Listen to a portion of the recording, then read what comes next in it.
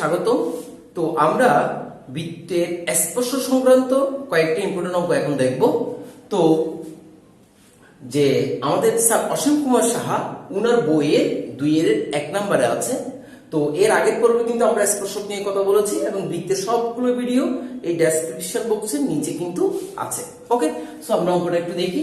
ট্রাইসেক্স plus by minus 1 equal to 0 এই একটা রেখা x square plus y square minus 8x minus 2y plus 4 equal to 0 বৃত্তকে স্পর্শ করলে b এর মান নির্ণয় করো।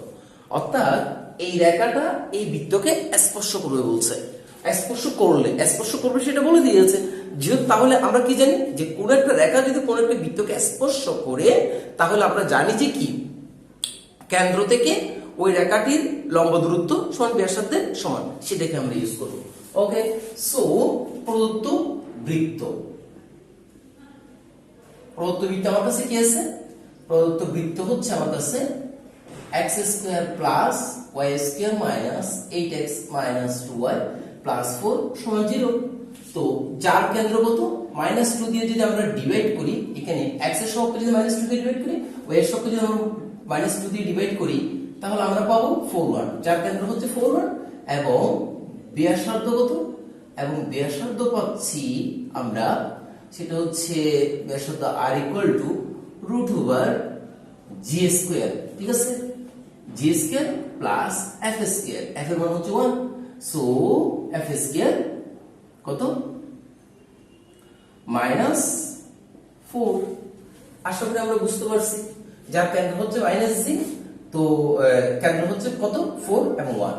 সো এখানে আমরা যে পাচ্ছি সেটা কি? সেটা হচ্ছে 16 প্লাস 1 মাইনাস 4 সমান হচ্ছে √30। ওকে, তাহলে আমরা ব্যাসার্ধ পেয়ে গেলাম। সো এখন যে ট্রাইসেক্স প্লাস by minus 1 সমান 0 রেখাটি, ঠিক আছে, অর্থাৎ বৃত্ত থেকে যদি কোন একটা বৃত্ত এই রেখাটির যদি এই রেখাটা যদি বৃত্তের স্পর্শক হয়, তাহলে এই কেন্দ্র থেকে স্পর্শ বিন্দু অর্থাৎ রেখাটির লম্ব দূরত্ব সেটা কার সমান হবে? ব্যাসার্ধের সমান হবে। তাহলে আমরা লম্ব দূরত্ব আমরা নির্ণয় করে ফেলি। তাহলে লম্ব দূরত্ব সমান হচ্ছে 3x এর জায়গায় কত হবে? 4 plus b * 1 minus 1 modulus √3 square plus b square equal two ব্যাসার্ধ কত? √30। ওকে, সো এখানে আমরা কি পাচ্ছি? 12 প্লাস b minus 1। ওকে, আর এখানে পাচ্ছি 9 plus b square equal two √30। So এখানে আমরা পাচ্ছি কত? আমরা পাচ্ছি 11 plus b, okay, modulus equal to √9 plus b square equal two √30। আমাকে এখান থেকে b এর মান বের করতে পারলেই কাজ শেষ।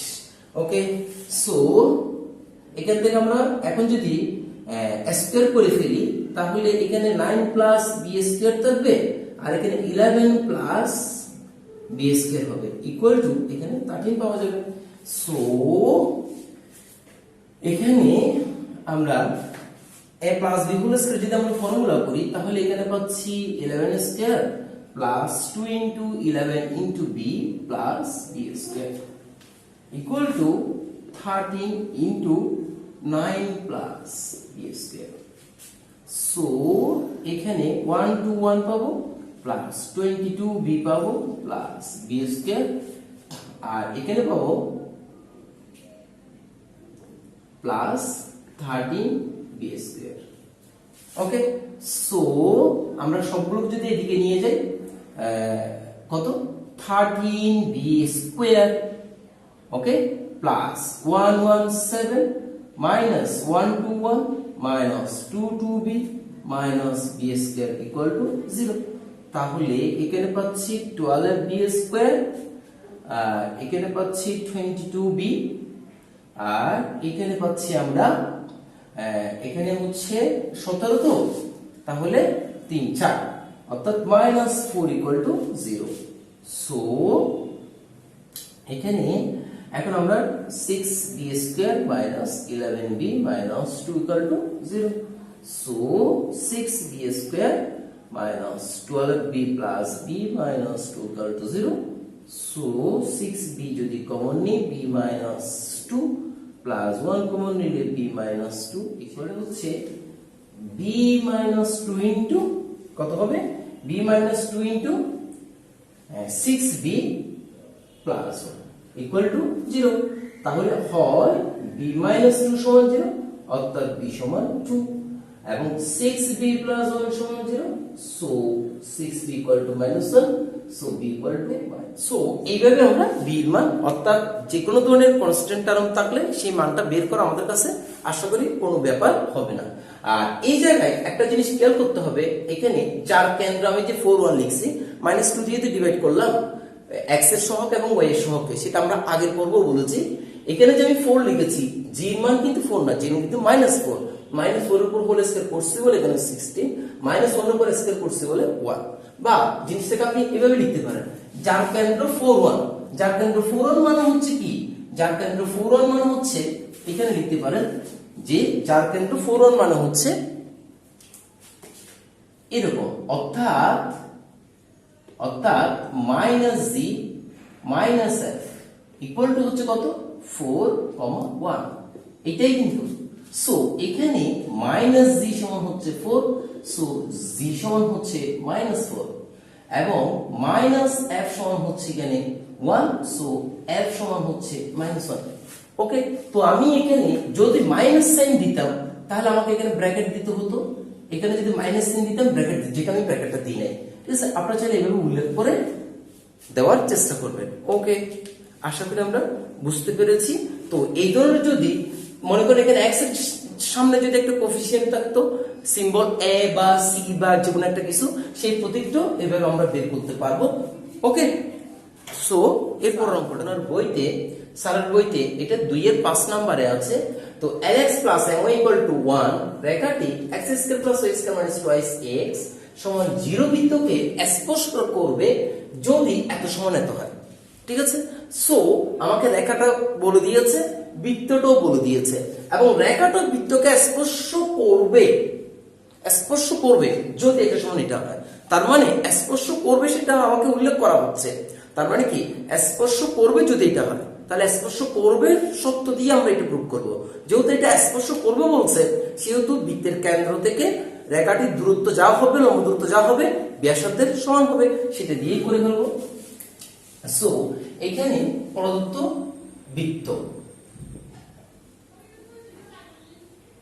বৃত্তের সমীকরণ কত, x square plus y square minus twice x equal to 0। যার কেন্দ্র কত, -2 দিয়ে যদি ডিভাইড করি এটা পাবো a, আর y এর সহগ তো নাই, y টার্মই নেই। সো এবং ব্যাসার্ধ আর সমান হচ্ছে √a square plus 0 square minus 0। Constant term তো কিছু নাই, তো কনস্ট্যান্ট টার্ম 0 ধরলাম। ওকে, সো এখান থেকে আমরা পাচ্ছি কত a। এখন আসি তাহলে, সো কেন্দ্র a, 0 কেন্দ্র থেকে lx প্লাস my মাইনাস 1, ওয়াটাকে পাশে নিয়ে আসি। এত রেখাটির লম্ব দূরত্ব সমান আমরা কি জানি, সেটা হচ্ছে l ইনটু a, x এর জায়গায় কত হবে a, plus m into 0 minus 1 modulus √l square plus m square. Okay, so এখান থেকে আমরা কি পাচ্ছি, √l square plus m square, আর এখানে থাকবে al মাইনাস 1, এই হচ্ছে মডুলাস। এখন রেখাটি বৃত্তকে স্পর্শ করবে যদি এত সমান এত হয়, তাহলে স্পর্শ যদি করে থাকে তাহলে সুতরাং স্পর্শকের শর্ত হতে আমরা পাই যে স্পর্শকের শর্ত হতে পায় কি পায়, যে la minus 1 modulus √l square plus m square equal two কত, সত্যতা আমরা পাই হচ্ছে কত a, কারণ লম্ব দূরত্ব যা হবে সেটা ব্যাসার্ধের কি হবে সমান হবে। তাহলে আমরা লিখতে পারি কি যে তাহলে আমরা লিখতে পারি LA minus 1 modulus equal to A into root over L square plus M square. So উভয় দিকে যদি আমি বর্গ করি LA minus 1 whole square equal to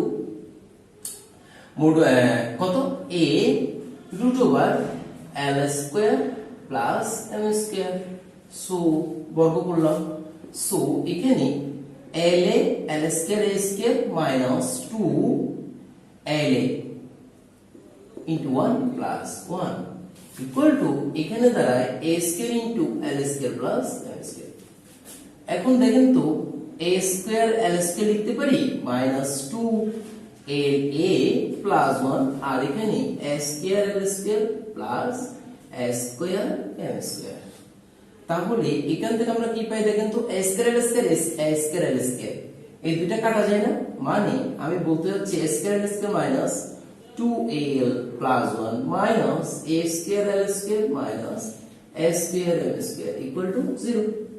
So এটা যদি কাটা যায় তাহলে আমরা minus A square M square minus 2AL plus 1 equal to 0। আমরা যদি এখান থেকে মাইনাস সাইন কমন নিই তাহলে A square M square plus 2AL minus 1 equal to 0।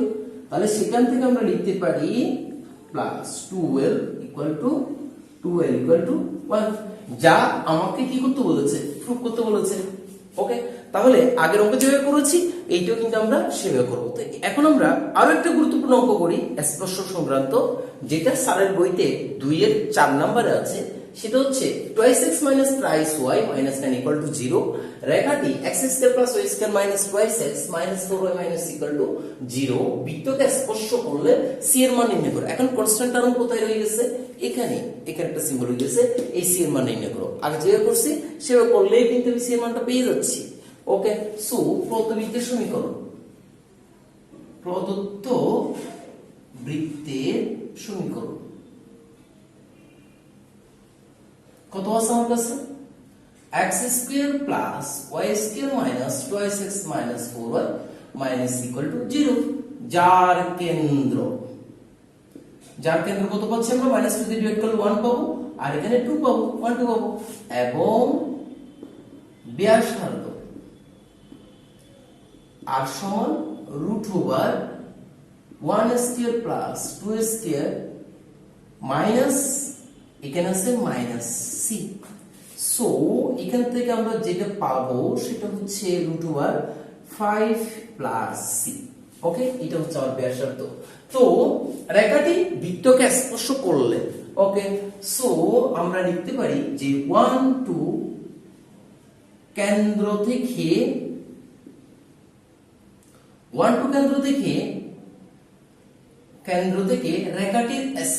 রেখাটির লম্ব দূরত্ব 2x minus 3y minus 9 equal to 0 রেখাটির লম্ব দূরত্ব বের করে ফেলি। লম্ব দূরত্ব আমরা 2x এর জায়গায় কত বসবে? 1 3 into 2 minus 9। ওকে, সো নিচে কি আছে আমার কাছে? নিচে আছে আমার কাছে কত? x এর সহগ হচ্ছে 2 স্কয়ার প্লাস y এর সহগ হচ্ছে -3 স্কয়ার ইকুয়াল টু আমাদের কাছে ব্যাসার্ধ কত? আচ্ছা, ব্যাসার্ধটা আমরা একটু পরে লিখি, রেখাটির লম্ব দূরত্বটা বের করি আগে। ওকে, সো এখানে পাচ্ছি 4 প্লাস 9 আর এখানে পাচ্ছি আমরা 2 6 9। ওকে, সো এখান থেকে পাচ্ছি আমি √13 আর 9 এর সাথে 6 যোগ করলে হচ্ছে 15 থেকে 2 চলে গেলে আমরা পাচ্ছি 13। এই হচ্ছে মডুলাস। ওকে, সো স্পর্শকের সূত্র হতে আমরা কি পাই? আমরা ডাইরেক্ট লিখে দিব যে স্পর্শকের সূত্র হতে পাই